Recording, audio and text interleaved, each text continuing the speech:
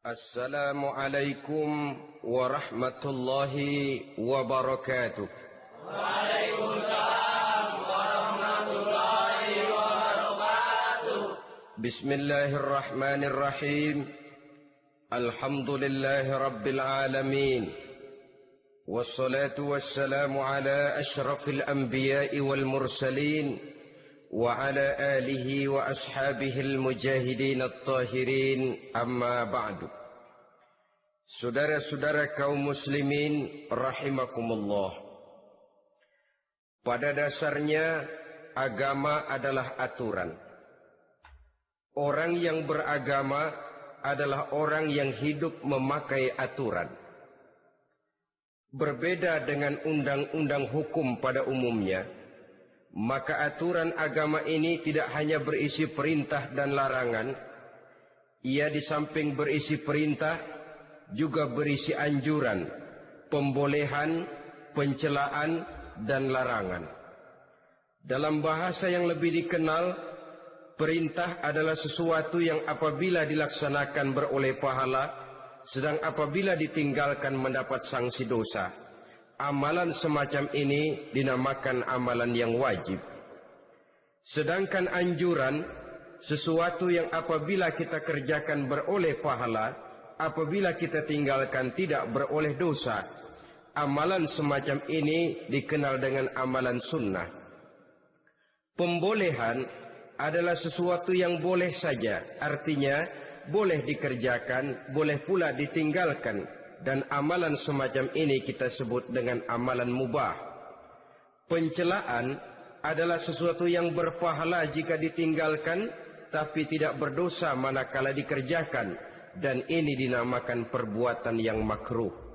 Sedangkan larangan, sesuatu yang apabila dikerjakan beroleh dosa, apabila ditinggalkan beroleh pahala. Dan amalan semacam ini lazimnya dinamakan amalan atau perbuatan yang haram. Kalau agama merupakan aturan, maka konsekuensinya tentu ia berisi perintah dan larangan. Apabila perintah dilaksanakan, maka Allah Subhanahu wa ta'ala memberikan balasan berupa pahala. Sedangkan apabila larangan yang dikerjakan, Allah pun akan memberikan ganjaran yang bernama dosa. Baik pahala maupun dosa adalah sesuatu yang abstrak. Sesuatu yang tidak nampak, tidak kelihatan oleh pandangan mata yang zahir. Itu sebabnya barangkali di zaman materialistis seperti sekarang ini, orang kurang tergerak mengejar pahala dan malah kadang-kadang terangsang untuk berbuat dosa. Karena pahala dan dosa sesuatu yang tidak kelihatan oleh pandangan mata yang zahir ini. Namun sungguh pun demikian, pahala dan dosa bisa mendatangkan kebahagiaan atau kegelisahan batin. Bersabda Rasulullah sallallahu alaihi wasallam, "Idza sarratka hasanatuka wa sa'atka sayyi'atuka fa anta mu'min." Apabila perbuatanmu yang baik menyebabkan engkau bahagia, apabila perbuatanmu yang baik menyebabkan engkau gembira, dan perbuatanmu yang jahat menyebabkan engkau jadi susah, itulah tanda bahwa di hatimu masih ada iman. Artinya, belum tentu orang yang berbuat baik merasa bahagia dengan kebaikan yang dikerjakannya. Dan tidak selamanya orang yang berbuat jahat sanggup menyesali perbuatan jahatnya. Oleh karenanya, apabila iman masih ada, apabila hati masih hidup, perbuatan yang baik menyebabkan orang gembira, perbuatan yang jahat menyebabkan orang susah dan gelisah hatinya. Ini mengandung pelajaran. Sekali kita berbuat baik, jangan sekali-kali menyesali kebaikan itu. Sebaliknya, satu kali kita melakukan kesalahan, hendaknya selalu menyesalinya.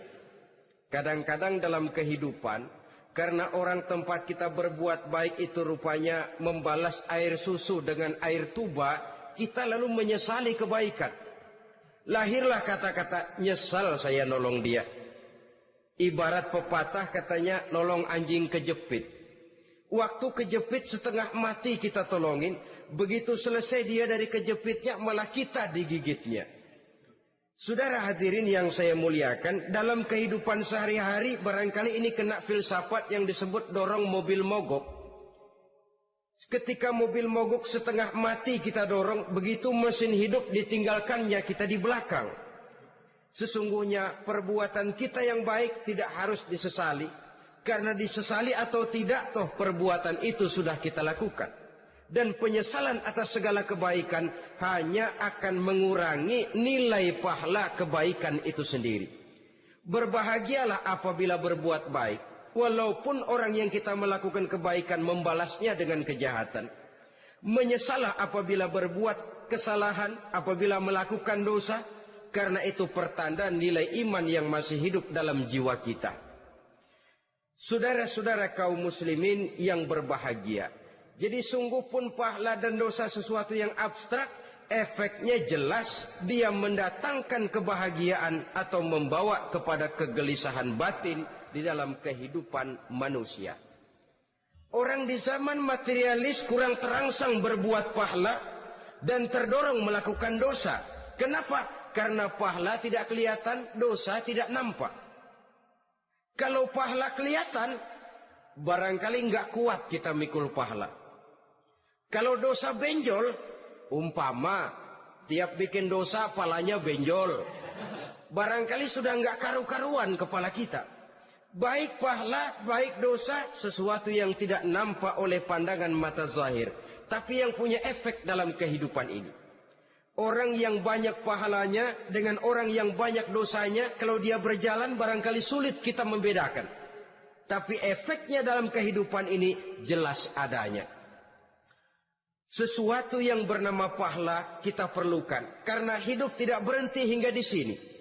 Sesuatu yang bernama dosa harus kita hindarkan, karena ada kelanjutan sesudah hidup yang sekarang ini. Kehidupan dari satu pertanggungan jawab. Itu sebabnya Imam Ghazali dalam bahasa yang indah sekali berpesan, Jadidis safinah fa innal bahra amiq wa khuziz zad fa inna safara ba'id. Perbarui selalu kapalmu, rawat, jaga baik-baik, dandani kapalmu, fa innal bahra amiq, karena sesungguhnya lautan ini sangat dalam. Satu bahasa yang indah dari tamsil terhadap kehidupan. Perbaiki kapalmu karena lautan ini sangat dalam. Artinya jaga baik-baik hatimu. Pelihara iman dan keyakinanmu. Karena hidup ini bagaikan gelombang lautan. Tempo-tempo air tenang, tempo-tempo ombak menggila dan menggunung. Jaga iman baik-baik karena hidup penuh dengan cobaan dan ujian. Itu maksudnya. Wa khuziz zad fa inna safara ba'id. Dan bawa bekal yang banyak karena perjalanan hidup ini sangat panjang. Perjalanan ini sangat jauh. Kita kalau pergi keluar kota tentu saja membawa bekal. Makin jauh kota yang akan kita tuju, makin banyak bekal yang harus kita bawa. Alangkah sengsaranya manusia. Apabila dia akan pergi ke satu kota yang jauh, modalnya cuma nekat. Bagaimana nanti di sana sajalah. Tidak membawa bekal sebagaimana yang sewajarnya. Hal yang semacam ini, senangnya sih belum tentu, keblangsak dan susahnya sudah kebayang. Itu dalam kehidupan di dunia ini. Bagaimana kalau sudah bicara tentang kehidupan yang akan datang? Karena sesungguhnya hidup ini merupakan satu perjalanan yang sangat panjang. Sejak kita tinggal di alam arwah, pada saat jasad belum lagi diciptakan Allah, ruh sudah diciptakannya lebih dahulu. Sampai kemudian kita pindah ke alam rahim, alam kandungan ibu. Untuk kemudian berpindah kepada kehidupan dunia. Dari dunia ini kita pindah ke alam barzakh. Di sana tinggal kita 100 tahun mungkin, 100.000 tahun mungkin, 1 juta tahun mungkin, menunggu saat datangnya kiamat. Lalu dari alam barzakh pindah kita ke alam akhirat, satu perjalanan yang sangat panjang.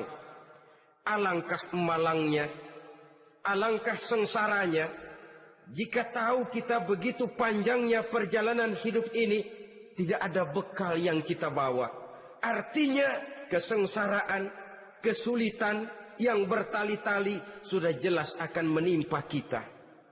Kalau pergi kita keluar kota membawa bekal uang, membawa bekal makanan, apa bekal yang mesti kita bawa apabila kita kembali ke alam barzakh, kembali ke alam kubur, berkumpul di padang mahsyar di akhirat nanti?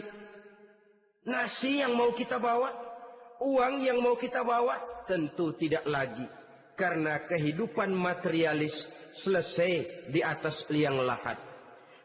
Bila masuk kita ke liang lahat, disitulah pahala dan dosa memegang peranan yang sangat penting. Maka pada pertemuan malam ini kita akan bicara tentang pahala dan dosa itu. Saudara-saudara kaum muslimin rahimakumullah, yang dinamakan pahala, kata Imam Ali Al-Jurjani dalam kitab At-Ta'rifatnya, ma yastahiqqu bihi ar-rahmatu wal maghfiratu minallahi ta'ala. Sesuatu yang pelaksananya berhak untuk mendapat rahmah dan ampunan dari Allah. Dengan kata lain, nilai pahala adalah akibat dari perbuatan-perbuatan di dalam melaksanakan perintah dan anjuran yang ada di dalam kehidupan agama. Apabila perintah dan anjuran kita laksanakan, nilai pahala itu lalu datang. Nah, nilai pahala dalam Islam, menurut konsepsi Quran, Allah menjelaskan, man jaa bil hasanati falahu asyru amsalihha. Barang siapa yang datang membawa satu kebajikan, barang siapa yang melaksanakan satu kebaikan, maka dia akan mendapat balasan 10 kali dari kebaikan yang dikerjakannya. 10 kali ini pun masih dilipat gandakan dengan 7 ini pun masih dikalikan 100, dan itu pun masih ditambah dengan pernyataan wallahu yudha'ifu liman yasha. Allah masih akan melipat gandakan perbuatan baik seseorang yang dikehendakinya. Itulah nikmatnya dalam Islam. Tetapi sebaliknya, wa man jaa bisayyi'ati fala yujza illa mislaha. Barang siapa yang melakukan satu kejahatan, dia tidak akan mendapat balasan kecuali sesuai dengan kejahatan yang dikerjakannya. Alangkah rahman dan rahimnya Allah. Orang yang berbuat baik dibalas 10, dikali 7, dikali 100, masih dilipat gandakan pula. Tapi orang yang berbuat jahat tidak akan mendapat balasan kecuali sesuai dengan kejahatan yang dikerjakannya. Ini kan beda dengan sifat kita manusia. Kita ini kadang-kadang kalau dijitak membalasnya mukul. Tapi kalau orang berbuat baik kepada kita, kita enggan untuk berbuat baik kepada orang tadi. Allah tidak mengajarkan begitu. Satu kebaikan berbalas 10. Satu kejahatan berbalas dengan satu kejahatan. Maha Rahman dan Rahim Allah. Bahkan dalam Islam, niat berbuat baik saja mendapat pahala. Sedangkan niat berbuat jahat belum ditulis merupakan satu dosa sampai kejahatan itu dikerjakan oleh orang yang niat tadi. Umpamanya, saudara niat nanti malam giliran pengajian saya mau hadir di majelis taklim. Pas datang waktu malam hujan turun sangat lebat. Saudara berhalangan datang ke majelis taklim, saudara sudah mendapat pahala niat. Tapi saudara niat nanti malam kalau turun hujan, saya mau bongkar rumahnya si fulan, saya mau curi seluruh harta bendanya. Ternyata malam saudara tidak mengerjakan perbuatan itu. Itu belum ditulis dosa sampai perbuatan itu benar-benar dikerjakan. Tapi lalu jangan macam-macam. Kalau begitu niat aja yang baik, biar nggak usah dikerjain. Niat aja pengen ngaji walaupun tidak ada niatan untuk ngaji. Allah lebih tahu tentang apa yang terdetik di dalam hati sanubari kita. Itulah sebabnya sangat dianjurkan orang untuk melakukan segala macam kebajikan. Dan dianjurkan orang menjauhkan segala macam bentuk kejahatan. Karena dia akan berefek melahirkan dosa dan pahala. Dosa dan pahala itulah alat untuk memperoleh kebahagiaan di alam kubur, di padang mahsyar, sampai di akhirat nanti. Di dunia ini mungkin segalanya bisa kita beli dengan yang namanya uang. Keamanan kita bisa menyewa petugas untuk menjaga rumah kita. Kendaraan yang mewah bisa kita beli. Udara yang sejuk bisa kita ciptakan. Siapa banyak uang dia raja. Mungkin itu di dunia. Tapi bisa apa uang kalau kita sudah masuk ke alam kubur? Bisakah munkar nakir kita sogok? Udah karkir, jangan nanya nih, cepet. Bisakah malaikat azab menyingkir dengan uang semir? Ternyata tidak. Untuk memperoleh kebahagiaan di sana, nilai pahala. Kesengsaraan akan kita dapat kalau kita banyak menumpuk dosa. Oleh karena itu jangan beranggapan, pahala nggak kelihatan, dosa juga nggak kelihatan, biarin saja. Yang tidak kelihatan ini pada waktunya akan memegang peranan yang sangat penting. Tapi tidak cuma untuk menghadapi hidup di situ, kita lalu harus berbuat baik dan meninggalkan yang jahat. Terutama juga di dunia ini. Toh pepatah bilang gajah mati meninggalkan gading, harimau mati meninggalkan belang. Apa yang akan kita tinggalkan setelah kita mati? Kita ingin jasad kita boleh hancur terkubur tanah. Tapi nama kita ingin hidup terus. Dikenang orang 100, 1000, bahkan 1.000.000 tahun yang akan datang. Ditulis orang dengan tinta emas dalam sejarah. Tercatat kita sebagai orang baik-baik. Saudara-saudara kaum muslimin rahimakumullah. Lalu perbuatan apa yang bisa mendatangkan pahala itu? Saudara-saudara, semua perbuatan yang diperintah dan dianjurkan oleh Allah, yang dikerjakan dengan ikhlas hanya untuk mencapai ridho Allah, mendatangkan pahala. Kadang-kadang menurut pendapat kita remeh, tapi nilainya di sisi Allah besar. Itu pahala. Menghitung pahala itu hak prerogatif Allah. Perbuatan yang ringan Allah mau berikan ganjaran yang besar, itu urusan Allah. Misalnya, kata Nabi, la tahkiranna minal ma'rufi syai'an. Jangan kamu menganggap remeh perbuatan baik walaupun kecil. Jangan merasa sulit melakukan perbuatan yang mengandung pahala. Bertemu dengan teman, muka kita cerah, berpahala. Menyingkirkan duri di jalanan, berpahala. Menolong orang yang sesat, memberitahu orang yang bertanya, berpahala. Tidak sulit kalau kita mau. Yang diperintah dan dianjurkan oleh agama, itu perbuatan yang mengandung nilai-nilai pahala. Masalahnya cuma tinggal mau atau tidak, dan dikerjakan dengan ikhlas. Bertemu teman, mukanya cerah, pahala. Menyingkirkan duri di jalanan, pahala. Sedekah, pahala. Tidak berupa perbuatan, bisa berupa ucapan. Misalnya bersolawat, pahala. Bertasbih dan bertahmid, pahala. Kata Nabi, kalimatani khafifatani 'alal lisan, saqilatani fil mizan. Ada 2 kalimat yang enteng di lidah tapi berat di timbangan akhirat nanti. Apa itu? Subhanallah walhamdulillah. Itu kan amalan yang ringan, perbuatan yang mudah saja, tapi nilainya demikian besar dalam pandangan Allah. Jadi pendeknya, perbuatan yang bernilai pahala adalah perintah dan anjuran agama yang dilaksanakan dengan ikhlas semata-mata untuk mencapai ridho Allah, itu mengandung pahala. Niat dasarnya itu harus karena Allah. Landasannya harus karena ikhlas.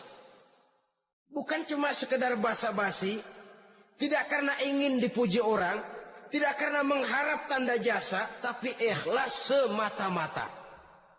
Dari perbuatan yang paling kecil dan mudah sekali sampai kepada amalan-amalan yang besar dan memerlukan biaya yang besar, seperti melaksanakan ibadah haji, seperti jihad fi sabilillah, membangun masjid, membangun pondok-pondok pesantren, membangun pusat-pusat kesehatan, membangun jalan-jalan umum, termasuk menjaga keamanan. Jangan dikira loh, siskamling umpamanya, menjaga keamanan kampung tidak berpahala. Kalau diniatkan ibadah, menjaga ketenangan warga supaya mereka tekun ibadah, ikhlas karena Allah, itu juga bernilai ibadah. Keluar kita dari rumah, pergi pagi, pulang sore, peras keringat, banting tulang cari nafkah, buat menghidupi anak istri kita. Kalau diniatkan ibadah, melaksanakan kewajiban sebagai kepala rumah tangga, membantu orang tua sebagai anak, itu juga perbuatan-perbuatan yang mengandung pahala. Yang terbaik sesuai dengan bidang kehidupan kita. Ada orang yang dinamakan abid, ahli ibadah, pahala yang paling baik bagi dia banyak-banyak tahajud, sembahyang malam, wirid, zikir, tasbih.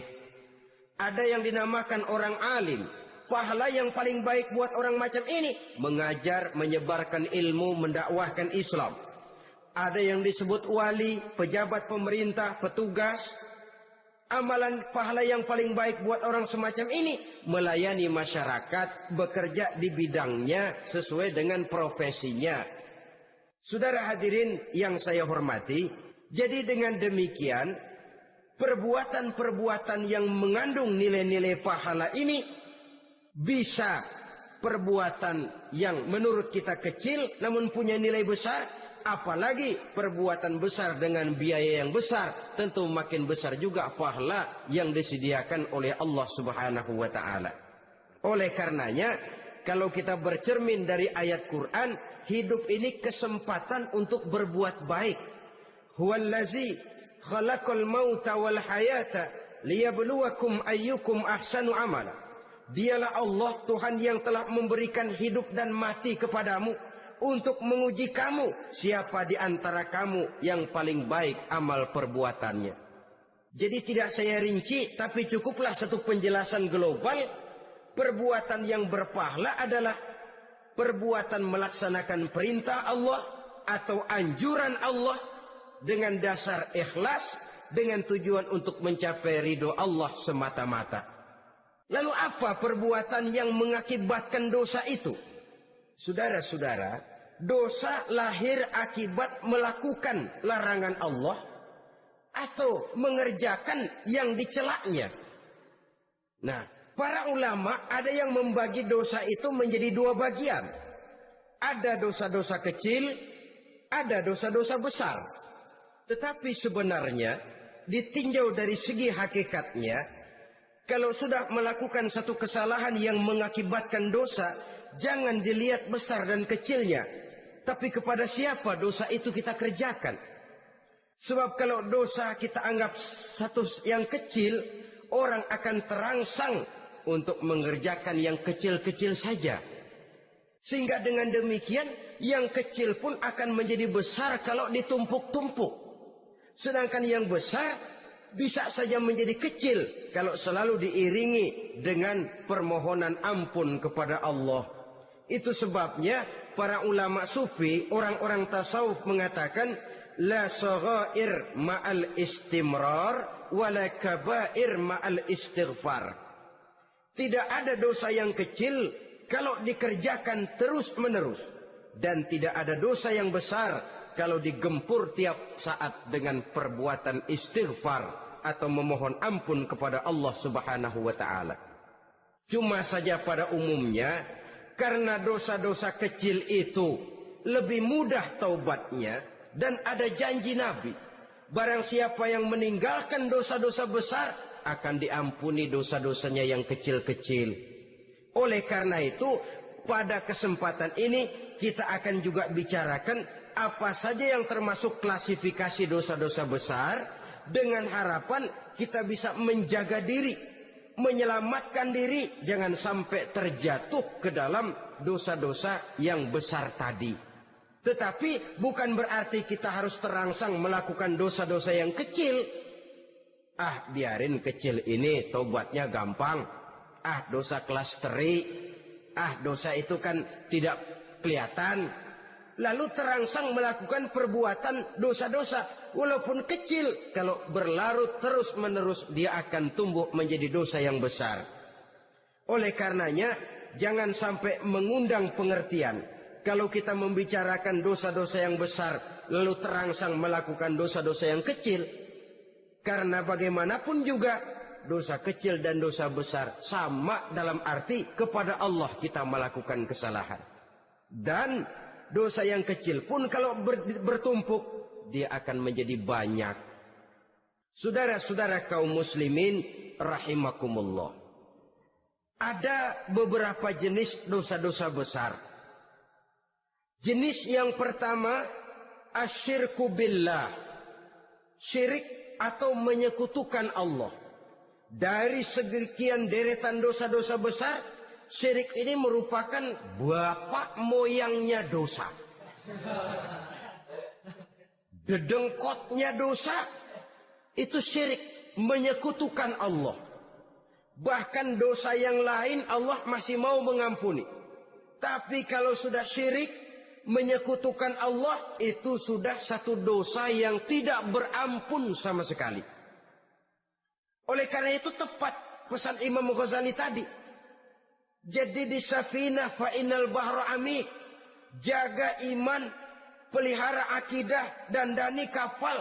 Karena hidup ini gelombang lautan sangat dalam, hidup banyak cobaan. Di dalam hidup di zaman sekarang ini, saudara bisa perhatikan, di mana tensi ekonomi tinggi, lapangan kerja sulit, persaingan hidup makin tajam, sifat egois dan individualis tumbuh di mana-mana, rasa solidaritas sosial menurun, sifat gotong royong musnah, orang mudah potong kompas, potong jalan, ingin cepat kaya, ingin cepat naik pangkat, ingin dapat kedudukan. Kadang-kadang akidah pun terjual, akidah pun musnah, jatuh ke jurang syirik pun tidak jadi soal. Itu yang kita khawatirkan. Kalau dosa-dosa yang lain Allah masih mau mengampuni, tapi kalau sudah jatuh kepada syirik, Allah sama sekali tidak akan memberikan ampun. Dalam kaitan dengan ini barangkali tepat sinyalemen Imam Ali itu. Andai kata kemiskinan merupakan satu kepribadian, saya akan membunuhnya lebih dahulu. Artinya memang kemiskinan ini sering mendorong orang kepada jurang kemusyrikan. Tidak tahan menghadapi godaan perut akibat tensi ekonomi yang tinggi, lapangan kerja yang sulit. Iman pun jadilah ditukar dengan 3 liter beras. Akidah pun jadilah dibarter dengan 3 bungkus supermi, dengan pakaian bekas, dengan obat-obatan. Tidak jadi soal baginya mengejar kebahagiaan yang relatif singkat dengan mengorbankan kebahagiaan yang abadi. Persis ibarat pepatah, nyari jarum kampak hilang. Mencari sesuatu yang kecil, yang besar jadi sia-sia. Membela perut, mengorbankan akidah. Na'udzubillah summa na'udzubillah. Saudara-saudara kaum muslimin rahimakumullah. Ini fakta. Ini kenyataan. Dan hal semacam ini tidak bisa diatasi cuma dengan ceramah, simposium, diskusi, seminar. Apalagi Nabi berpesan, solahu ummati bil ilmi wal mal. Umatku hanya bisa menjadi baik akidahnya dengan ilmu dan harta. Itu bahasa Nabi. Kalau bahasa kita sekarang, dengan ekonomi dan pendidikan. Ilmu, pendidikan, ekonomi, harta. Tanpa itu sangat besar kemungkinan kita bisa menjual akidah terjerumus di lembah kemusyrikan. Maka terutama kepada saudara-saudara saya, muslimin yang terpencil jauh dari kota-kota besar, yang kadang dalam kehidupan seharinya imannya sering digoda oleh supermi, akidahnya sering ditantang oleh pembagian beras, pakaian-pakaian bekas, obat-obatan dan sebagainya. Jaga dan bentengi akidah kita. Lebih baik nyawa berpisah dari badan asal iman jangan berpisah dari hati. Kepada adik-adik saya para remaja, para pemuda di kota-kota besar yang iman dan akidahnya sering ditantang dengan minuman-minuman keras, fasilitas-fasilitas yang menghanyutkan, yang secara terarah dan praktis sedikit demi sedikit menggiring kita untuk keluar dari nilai-nilai akidah. Hati-hati, jaga baik-baik, sebab intan paling mahal, mutiara paling berharga, tidak lain nilai iman ini. Tergelincir kita daripadanya, jatuh ke lembah kemusyrikan, jatuh ke satu dosa yang teramat besar, yang Allah tidak akan pernah memberikan ampun lagi. Ini dosa besar yang pertama. Yang kedua, qatlun nafsi illa bil haq, membunuh orang tanpa alasan yang benar. Di zaman kesulitan ekonomi kadang-kadang orang mudah nekat. Tengok saja, kadang-kadang karena pasal uang 100-200 perak saja nyawa bisa melayang. Kadang-kadang karena urusan yang remeh, salah omong, salah ambil, salah ucap, salah pegang, nyawa bisa jadi melayang. Alangkah murahnya nyawa, seakan-akan kita yang punya.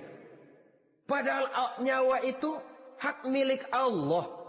Tidak pantas kita merampasnya, tidak pantas kita menghilangkannya dari jasad seseorang. Oleh karenanya, membunuh orang merupakan satu dosa yang sangat besar.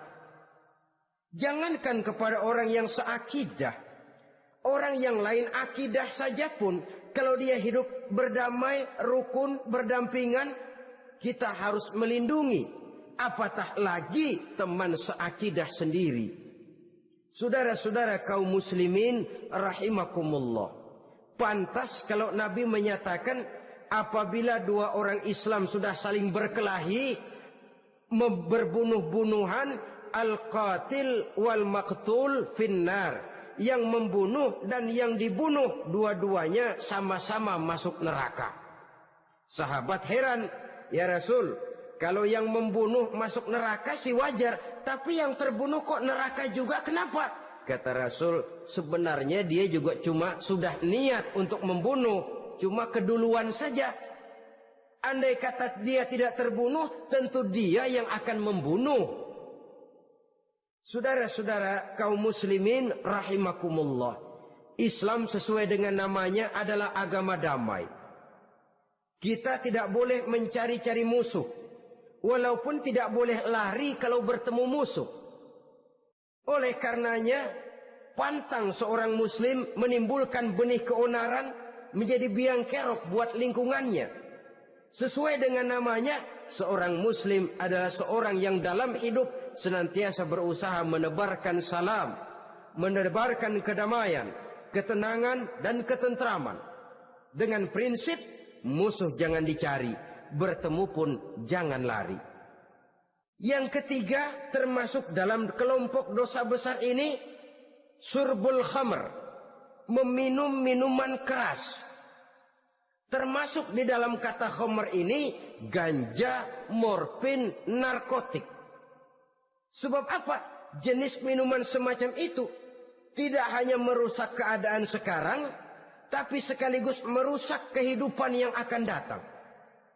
Kalau itu jatuh di tangan generasi muda, artinya kan merusak kehidupan masa depan daripada suatu bangsa. Karena apa? Remaja dan pemuda merupakan bentuk miniatur daripada kehidupan bangsa.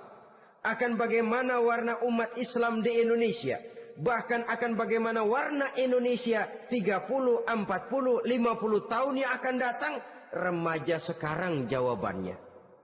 Kalau remaja kita sekarang ini kerjanya cuma bisa nyekek botol, insya Allah bangsa Indonesia 30-40 tahun yang akan datang akan tumbuh menjadi bangsa teler. Tidak banyak yang bisa kita harapkan. Remaja adalah gambaran masa depan dari satu bangsa, dari satu umat. Dan remaja itu di dalam dirinya secara fitrah terkumpul semua bakat, terdapat semua kemungkinan. Kita ini lahir membawa sifat pemimpin, tapi juga membawa sifat pengacau. Kita ini ada bakat jadi orang jujur, ada bakat jadi pengkhianat. Kita ini ada bakat menjadi orang baik-baik, kita juga punya bakat jadi biang kerok. Kita kemungkinan bisa jadi pemimpin bangsa, tapi juga bisa menjadi pemimpin bangsat. Nanti lingkungan dan pendidikan akan menumbuhkan, membentuk mana yang tumbuh lebih subur. Kalau lingkungan dan pendidikannya lebih banyak bercerita tentang kejujuran, maka nilai kejujuran yang akan tumbuh lebih banyak dalam jiwanya. Dan insya Allah diharapkan dia akan menjadi manusia yang jujur di kelak kemudian hari nanti. Dan masalah minuman keras ini sebenarnya berkait. Kita tidak bisa cuma menyalahkan remaja saja, menyalahkan pemuda saja. Karena bagaimanapun masalahnya kompleks. Menghancurkan sesuatu tanpa melihat kausalnya, tanpa melihat sebab akibatnya kan sama juga bohong. Kemungkinan karena broken home, kemungkinan karena pergaulan, kemungkinan karena kurang perhatian orang tua, kemungkinan karena akibat bacaan, tontonan, atau fasilitas berupa dibukanya pabrik-pabrik minuman keras, dijualnya minuman-minuman keras, di warung-warung yang remang-remang, yang memberikan kenikmatan, kebahagiaan dan kebanggaan tersendiri, sehingga akhirnya orang terangsang untuk datang dan minum di sana. Pada dasarnya memang sepele, cuman minum nggak ngerugiin orang lain kan? Iya, pada waktu minum. Tapi dikala sudah mabuk, out of control, apapun bisa kita lakukan. Yang kita ucapkan kita tidak sadari lagi, yang kita kerjakan tidak kita sadari lagi. Dikala itu segala macam kejahatan bukan sesuatu yang tidak mungkin untuk kita laksanakan. Nggak ngerugiin orang lain, memang pada saat mau minum. Tapi begitu minum, mabuk, kita bisa merugikan orang lain. Setidaknya merugikan diri sendiri. Pertumbuhan IQ menjadi lemah. Semangat kehidupan hilang, gairah kerja menurun, kalau tidak ada sama sekali. Lalu apa yang bisa kita lakukan di dalam kehidupan? Dan akan lebih celaka kalau ini menimpa kehidupan generasi muda kita. Kadang-kadang yang ironi ya, kalau yang orang tuanya mampu barangkali masih tertolong. Tapi yang orang tuanya kondisi ekonomi lemah masih kepengen teler juga. Orang tuanya nggak mampu masih pengen mabuk. Dari ganja, morfin nggak dapat, akhirnya kaleng cet diisepin. Yang penting kan bisa teler, mendatangkan satu kebahagiaan tersendiri. Itu sebabnya memang satu kejahatan menurut teori polisi ya hanya bisa terjadi karena faktor N dan K, niat dan kesempatan. Niat ada, kesempatan ada, jadi orang jahat. Kurang salah satunya, biasanya kejahatan terbendung. Niat ada, kesempatan tidak ada, sulit berbuat jahat. Kesempatan ada, niat tidak ada, tidak mungkin orang jahat. Tapi yang paling dominan sebenarnya niat. Kalau niat sudah kuat, kesempatan bisa dicari. Kesempatan bisa diciptakan. Biar Hansip nongkrong, ditungguin lengahnya. Iya biarin, jam 11 sampai jam 2. Matanya melotot, jam 3 dia mulai ngulet, ngempet. Nah, di saat itu saya masuk ke rumahnya. Kalau niat kuat, kesempatan bisa diciptakan. Dan kalau sudah niat, ini masalah hati. Kalau sudah masalah hati, menyangkut soal moral. Moral artinya sudah masuk kepada kehidupan agama. Saudara-saudara kaum muslimin rahimakumullah. Yang keempat yang termasuk jenis dosa besar, az-zina, perbuatan zina. Di zaman pergaulan bebas dengan prinsip free love, free sex ini, tengok sudah berapa banyak gadis-gadis bergelimpangan jadi korban. Berapa banyak bayi-bayi yang lahir ke dunia tanpa tahu kemana dia mesti memanggil bapak. Apakah deretan jumlah korban ini masih harus bertambah lagi? Paling tidak, biarlah yang sudah jadi korban, tapi jangan bertambah lagi hendaknya. Masing-masing kita berupaya menahan diri. Termasuk dalam kategori zina ini. yang merupakan cabang-cabangnya liwat, homoseks, lesbian, masturbasi. Bahkan masturbasi itu termasuk jenis zina tangan. Dan itu juga merupakan satu dosa. Di samping dosa juga merusak diri. Karena bagaimanapun juga dia akan mengurangi kemampuan daya pikir seseorang. Maka agama memberikan jalan keluar. Pesan Nabi, ya ma'syara syabab, man istata'a minkumul ba'at falyatazawwaj. Hai para pemuda, kata Nabi, barang siapa di antara kamu yang sudah bisa ba'at, yang sudah mampu ba'at. Ba'at itu artinya memberikan nafkah, baik nafkah zahir maupun nafkah batin. Falyatazawwaj, maka hendaklah dia kawin. Jadi yang maksud ba'at ini ya nafkah zahir, ya nafkah batin. Kita kadang-kadang cuma bisa ngasih nafkah batin saja sudah merasa pokoknya kan saya sanggup untuk kawin, lalu kawin tanpa kehilangan, dengan kehilangan pertimbangan. Saudara-saudara, wa illam yastati, adapun kalau dia belum mampu, fa alaihi bisyam, hendaknya dia banyak puasa. Fa innahu lahu wija, karena puasa itu akan merupakan benteng jangan sampai orang memperturutkan hawa nafsunya. Andai kata puasa belum hobi, banyaklah olahraga para pemuda, para remaja. Karena dengan olahraga, pemikiran untuk memperturutkan hawa nafsu agak sedikit terkendali dan energi tersalurkan dalam bentuk yang positif. Pendeknya kreatif, banyak kegiatan. Ini pesan Imam Syafi'i tepat itu. Kata beliau, inni ra'aitu wuqufal ma'i yufsiduh, insala toba wa illam yajri lam yatib. Aku melihat air kalau diam rusak, tapi kalau dia mengalir jernih. Air kalau ngendap, nggak ngalir, nyamuk nyarang di situ, bisa jadi sumber penyakit. Manusia hidup begitu. Kalau nggak punya kegiatan, nggak kreatif, kerjanya cuma ndelohom, ayam-ayam, akhirnya jadi ngerusak. Ngomongin orang, si ano ngapa, ano. Kebangetan nggak ngapa-ngapain, orang aja dipontenin. Orang diomongin, lahirlah namimah, lahirlah ghibah. Saudara-saudara, air itu kalau ngendap ada aja yang nyarang. Tapi kalau dia ngalir, orang ada kesibukan, insya Allah dia tidak akan jatuh kepada sesuatu yang bisa mengundang dosa. Isilah waktu dengan hal-hal yang bermanfaat. Karena hidup ini singkat dan tidak berjalan mundur ke belakang. Mundur hancur, berhenti diinjak orang. Sekali melangkah, jangan surut mundur ke belakang.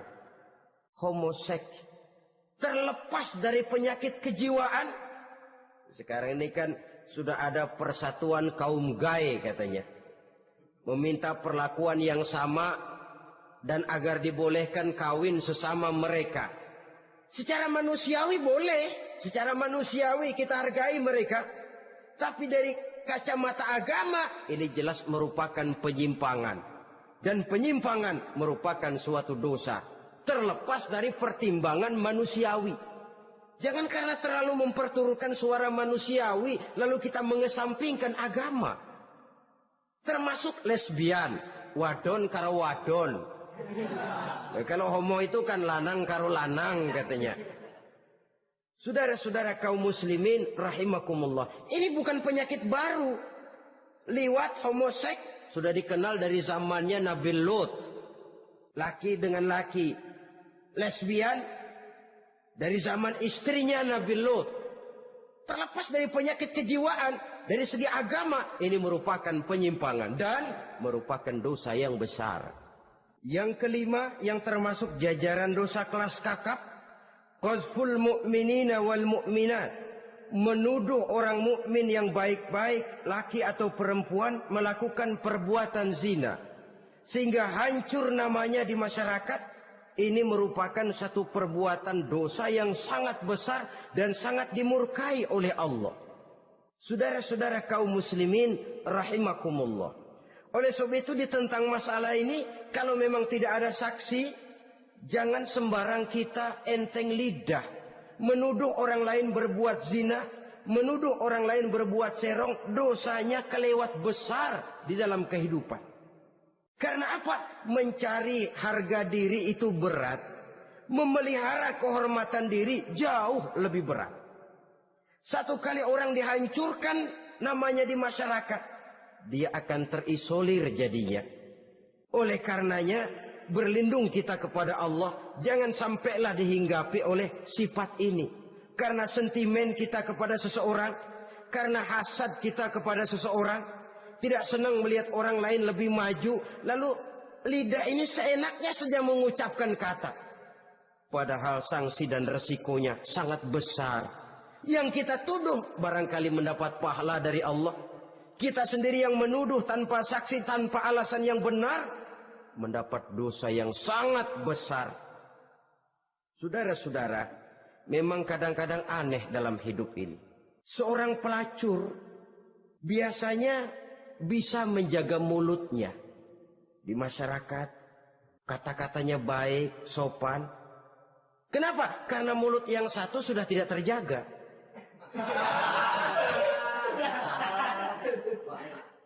Kita kadang-kadang kehormatan bisa kita jaga, tapi mulut tidak terkontrol. Ngomong saenake dhewe, bikin orang mangkel, kesal, fitnah sana, fitnah sini, menghancurkan nama baik orang, ngomongin yang macam-macam. Bagai-bagai macamlah caranya.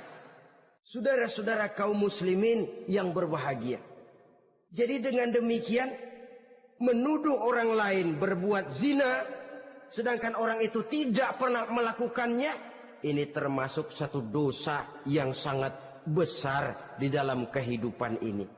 Yang keenam, al-'aqu bil walidain, durhaka kepada ibu bapak. Seorang anak, bagaimanapun banyak nilai ibadahnya, banyak kebaikan di masyarakat, menyandang berbagai macam gelar, pangkat dan jabatannya tinggi, tapi kalau sudah durhaka kepada kedua orang tuanya, alamat hidup tidak lagi membawa keberkahan. Dan itu dosa yang sangat besar. Sampai Nabi sabdakan, ridho Allah ada di dalam keridhaan ibu bapak, murka Allah pun ada di dalam kemurkaan ibu dan bapak. Walaupun belum tentu setiap kita orang tua, tapi yang jelas setiap kita adalah anak. Dan setiap anak punya ibu dan bapak. Jangan sampai kacang lupa kepada kulitnya. Saudara-saudara kaum muslimin rahimakumullah, durhaka kepada ibu bapak merupakan perbuatan yang sangat dimurkai oleh Allah. Apalagi ibu yang telah melahirkan kita, bahkan mengandung kita. Begitu juga bapak yang telah berusaha peras keringat banting tulang untuk mengasuh membesarkan kita. Tidak ada perbuatan baik yang kita lakukan untuk bisa menebus kebaikan daripada ibu dan bapak kita. Setidaknya kalau belum bisa berbuat baik kepadanya, kepada keduanya, janganlah menyakiti hati keduanya. Itu saja dulu yang harus dijaga. Kadang-kadang sudah berbuat baik enggak, nyakitin melulu. Sudah nyenangin belum bisa, saban sehari nyakitin saja. Padahal kedua orang tua itu doanya manjur, sebagaimana sumpahnya juga bisa jadi kenyataan. Dan sering bahkan menjadi kenyataan. Sampai ibu bapak sudah wafat, sudah meninggal sekalipun, kewajiban berbakti masih harus terus dilakukan oleh seorang anak. Lalu yang ketujuh, at-tawalli yaumaz zahfi, berpaling pada hari pertempuran. Orang sedang sibuk-sibuk menghadapi musuh, maksudnya berjuang membela agama ini, dia lari menyelamatkan diri. Pengecut, mental munafik. Ayo, kalau demi agama, mari kita maju ke depan. Allahu Akbar. Yang besar Allah, yang lain kecil semua. Maju. Orang lain maju serentak, dia mundur jauh ke belakang. Mental munafik, mental calo istilah sekarang ini. Oh, itu calo, mental calo. Tuhan gedek banget itu. Coba ya, calo itu paling sibuk nyuruh penumpang naik. Tapi sementara penumpang naik sampai ke tempat tujuan masing-masing, calonya nggak kemana-mana, diem aja di situ. Cuma orang aja disuruh naik. Saudara-saudara, kerja bakti, orang turun ke comberan, dia naik ke tempat tidur. Mundur di hari pertempuran, menyebabkan orang lain gugur, dia sendiri menyelamatkan diri. Mental pengecut, mental munafik, itu merupakan dosa yang sangat besar. Saudara-saudara kaum muslimin rahimakumullah. Itu sebabnya agama itu memerlukan keberanian. Memang, tapi bukan keberanian yang tanpa perhitungan. Sebab berani tanpa berhitung namanya berani babi. Kita berani kalau benar, kita harus takut kalau salah. Jangan dibalik. Salah berani, nekat namanya.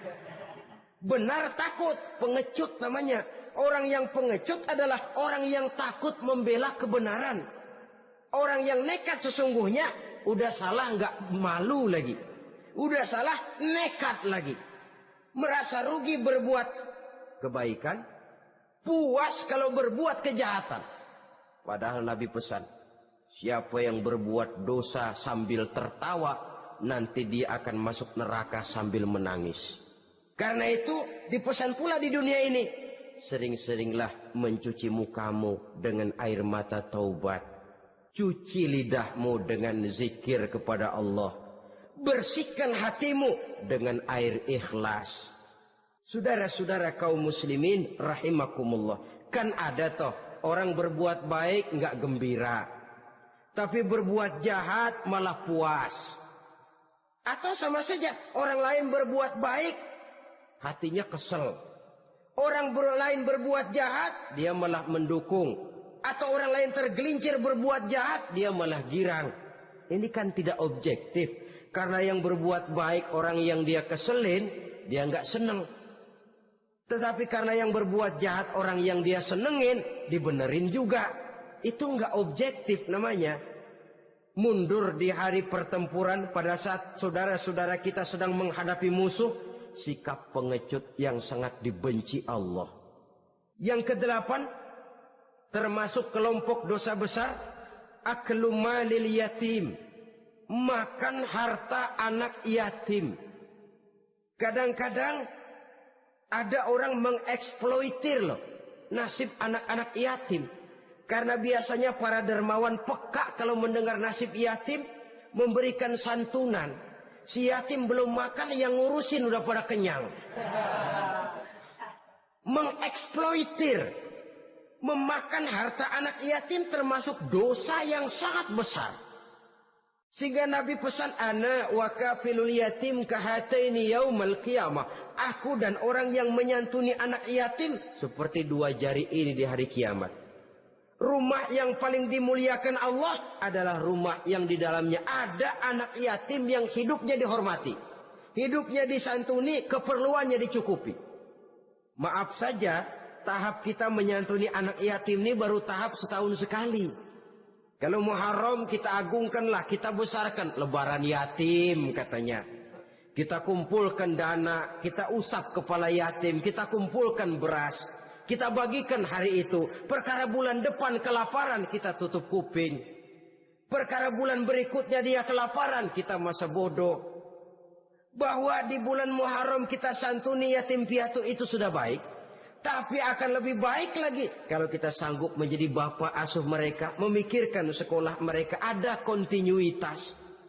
Kalau mereka diasuh oleh orang lain, lalu bertukar agamanya, berpindah akidahnya, kita ngomel habis-habisan. Tapi kita ada kemampuan, kita tidak mau berbuat semacam itu. Ya sama juga bohong namanya. Saudara-saudara kaum muslimin rahimakumullah. Orang yang menyantuni yatim mendapat pahala besar. Tapi orang yang mengkorup harta anak yatim, dosanya juga sangat besar. Berhati-hatilah kalau kita diberikan kepercayaan oleh masyarakat untuk mengurus anak-anak yatim. Karena pahalanya besar, resikonya juga besar. Yang kesembilan, syahadatuz zur, sumpah palsu. Sebab sumpah palsu ini menggunakan nama Allah untuk sesuatu yang tidak benar. Nama kita saja dibawa untuk yang tidak benar, kita jengkel. Nama kita dipalsukan untuk sesuatu yang tidak baik. Kita kadang-kadang jengkel, tidak puas jengkel, menuntut melalui saluran hukum. Kenapa? Nama saya dicatut. Bagaimana lagi kalau nama Allah kita pakai untuk bersumpah, sumpahnya palsu, menguntungkan kita, merugikan orang lain, Allah murka betul. Maka sumpah palsu termasuk deretan dosa-dosa besar. Apalagi yang ke-10, aklur riba. Makan riba alias renten. Ini kan yang cepat mendatangkan uang. Kadang-kadang kalau yang bikin riba itu orang awam barangkali, ya masih kita maklumi. Kadang-kadang penyakit ini datang menimpa mereka juga yang kita kenal kebaikannya. Bahkan suka datang ke musola, rajin ke masjid kadang-kadang. Riba masih dimakannya. Karena cara cari duit paling enak. Duit utuh tambahnya terus masuk. Na'udzubillah summa na'udzubillah. Itu yang diibaratkan dalam perjalanan Mi'raj waktu Nabi diperlihatkan neraka. Orang perutnya sebesar rumah dililit ular. Diseret-seret itu hancur perutnya. Dibulatkan lagi, diseret lagi, hancur lagi. Dibulatkan lagi, terus menerus begitu. Dia berteriak, mengerang, mengeluh, mengaduh kesakitan. Nabi tanya, itu apa Jibril? Itu contoh dari umatmu yang suka makan riba Muhammad. Makan renten. Saudara-saudara, ini kan mencekik leher orang. Orang sedang kesulitan. Kelihatannya sih baik, menolong. Tapi di belakang menolong itu nyekek. Di belakang nolong itu nyekek. Dan nyekek itu sebenarnya tujuan utamanya. Orang yang menjalankan riba pada dasarnya tidak punya kemanusiaan kok. Kalau dia kelihatannya mau menolong, kelihatannya motifnya mencari untung di belakang itu. Jauh dari kemanusiaan. Yang ke-11 saudara-saudara, termasuk jajaran dosa besar itu qat'ur rahim, memutuskan silaturahmi. Marah, hobi sama marah. Kalau 3 hari nggak marahan sama orang, ngebet palanya. Selalu nyari gara-gara. Kalau udah marah berlaku perpanjangan waktu. Tahun, 2 tahun, kadang-kadang seumur hidup. Saudara hadirin yang saya muliakan. Apalagi mengurangi timbangan termasuk kelas dosa besar. Makan suap termasuk dosa besar. Semir menyemir dosa besar. Apalagi bunuh diri. Nah ini, bunuh diri dosa besar. Kadang-kadang karena sulit nekat.